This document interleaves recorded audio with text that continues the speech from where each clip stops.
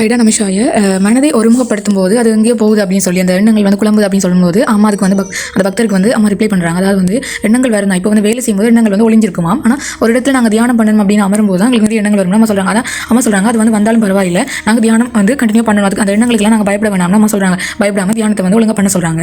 அடுத்தது வந்து அம்மா சொல்கிறாங்க அந்த பக்தர் கேட்குறாரு கர்மயோகம் சிறந்ததா அப்படின்னு கேட்கும்போது அம்மா சொல்கிறாங்க கர்மயோகம் வந்து சிறந்ததோ அப்படின்றது தேவையில்லை. இப்போ வந்து எல்லாருக்குமே ஒரே பயிற்சியை கொடுக்க முடியாது. அம்மா சொல்கிறாங்க இப்போ வந்து ஒவ்வொருத்தருக்கும் வந்து ஒவ்வொரு பயிற்சி தான் சரியாக இருக்கும். அதுக்கு தான் வந்து சத்குரு தேவை. ஏன்னா சத்குருவால் மட்டும்தான் நம்மளை ஊடுருவி நம்மளுக்கு எது வரும் சொல்ல முடியும். நம்ம சொல்கிறாங்க இப்போ வந்து உங்களோட பூர்வ ஜென்மத்தில் வந்து நீங்கள் தியானம் பண்ணியிருப்பீங்க, ஆனால் அந்த தியானத்தை இப்போ பண்ணாலும் உங்களுக்கு அதுதான் சரின்னு சொல்கிறாங்க. ஏன்னா இப்போ வந்து கிருஷ்ணர் வந்து சொல்லியிருக்காரு இல்லையா பகவத்கீதையில், நீ எதில் விட்டாயோ அதிலிருந்து அந்த அடுத்த பிறவி தொடரும் அப்படின்னு. அப்போ நீங்கள் பூர்வ ஜென்மத்தில் எந்த தியானம் பண்ணி முடிச்சிங்களோ அதில் இருந்தால் உங்களுக்கு அது வந்து அப்படியே கண்டினியூ ஆகும். அப்போ அது வந்து கொடுக்குறது ஒரு சத்குருவால் மட்டும்தான் முடியும். ஸோ வந்து எல்லாராலையும் முடியாது, சத்குருவால் மட்டும்தான் நம்மளை ஊடுருவி பார்த்து நம்மளுக்கு தேவையானதை கொடுக்க முடியும். நம்ம சொல்கிறாங்க அடுத்தது வந்து அம்மா சொல்கிறாங்க தன்னை பொறுத்த வரைக்கும் பக்தி மார்க்கம் தான் சிறந்ததுன்னு சொல்கிறாங்க. இந்த பக்தி மூலம் வந்து நம்மளால் வந்து ஒரு ஞானத்தை அடைய முடியும். அதாவது வந்து புத்தகங்களை படித்து தான் நம்ம இதெல்லாம் தெரிஞ்சுக்கிறோம். ஆனால் இதுவும் நல்ல விஷயம் தான். ஆனால் வந்து இப்போ நம்ம வந்து பக்தி பண்ணும்போது இறைவன் மேலே ஒரு 2 அன்பில் பக்தி பண்ணும்போது நம்மளுக்கு அனுபவம் கிடைக்கும். இப்போ நமக்கு அடித்தா வலிக்கும்னு சொல்கிறத விட அது அனுபவத்தில் உணர்றதா ஒரு சிறந்தது. அதை படித்து தெரிஞ்சுக்கிறத விட அந்த அனுபவம் தான் சிறந்தது. அப்போ வந்து பக்தி மூலம் நம்மளுக்கு வந்து ஞானம் கிடைக்குது அப்படின்னு சொல்லி அம்மா சொல்கிறாங்க. அடுத்தது வந்து குண்டலினி சக்தி அப்படின்னா என்னென்னு கேட்கும்போது அம்மா சொல்கிறாங்க எந்த பயிற்சியை குண்டலினி சக்தின்றது வந்து இப்போ வந்து இறைவன் கூட வாழ்றது அப்படின்னு சொல்கிறாங்க. அதாவது அதை கடைசியாக பார்ப்போம்.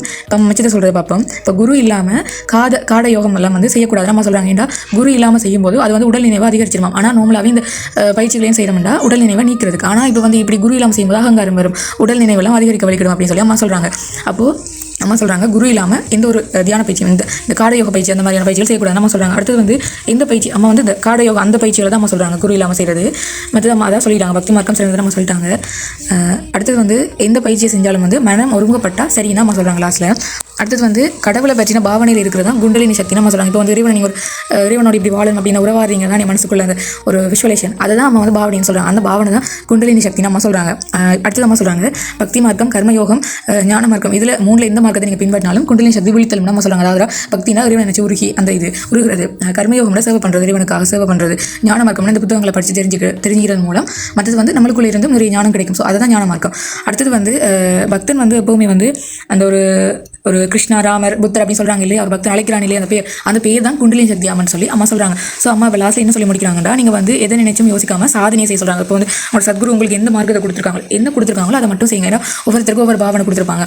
அப்போ வந்து சத்குருக்கு தான் தெரியும் இல்லையா. ஸோ சத்குரு என்ன கொடுத்துருக்காங்களோ அதை செய்யுங்க. இந்த மார்க்கம் சிறந்ததா அந்த மார்க்கம் சிறந்ததான்னு டைம் வேஸ்ட் பண்ணாமல் இப்போ அம்மா உங்களுக்கு எதை கொடுத்துருக்காங்களோ உங்களோட சத்குரு உங்களுக்கு எது கொடுத்துருக்காங்களோ அதை வச்சு செய்ய சொல்கிறாங்க. ஏன்னா அப்படி நாங்கள் யோசிச்சுட்டு இருக்கும்போது சக்தி வந்து வீணாகும். அதால் வந்து அம்மா கொடுத்தது வந்து சரியாக பின்பற்றுங்க. ஓகே, இதோட ஃபுல் வீடியோ வந்து அமிர்த புன்னகை அப்படிங்கிற யூடியூப் சேனல் பிளேலிஸ்ட்டில் இருக்குது. ஸோ ஃபுல்லாக வந்து பாருங்க. அது வந்து 1/2 மணி நேரம் வீடியோ தான். ஸோ ஓகே பாருங்கள். நமஸ்காரம், வாழ்க வளமுடன்.